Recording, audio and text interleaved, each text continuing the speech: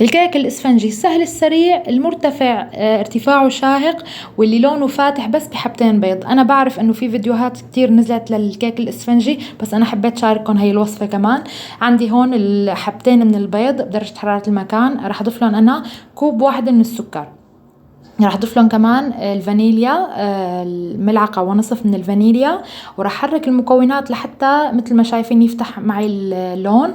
حطيت هلا نصف كوب من الزيت النباتي، نفس الكوب اللي عيرته فيه الزيت بتعيروا فيه كل المكونات. راح اضيف كمان نصف كوب من اللبن الزبادي. راح اضيف كمان نصف كوب من الحليب المغلي.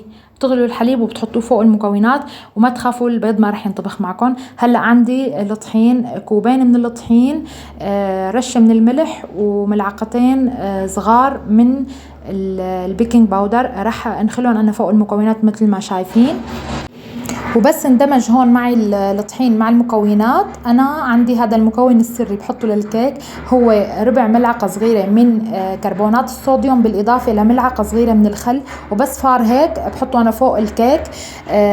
يعني بضل عم حرك لحتى خلص يندمجوا المكونات كلهم مع بعض. وهذا هو هلا قوام الكيك، بس انا شفته شوي يعني جامد، فانا حبيت رخيه كمان بملعقتين كبار من الحليب السائل.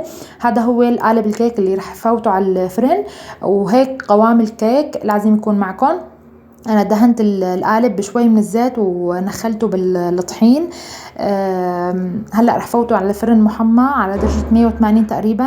اخذ معي تقريبا بالفرن 50 دقيقة، وهذا هو شكله ما شاء الله عن جد ولا اروع من هيك. قلبته وقلب معي بكل سهولة، وهون كان عندي شوي ساخن الكيك فما قدرت زيادة انه فرجيكم طراوته. بس ما شاء الله عن جد ريحته ومنظره بجنن. جربوا هاي الوصفة وإن شاء الله بتعجبكم، وأنا مستناية رأيكم بالتعليقات أكيد لأنه رأيكم بهمني. وإن شاء الله بشوفكم فيديوهات قادمة وأفكار جديدة.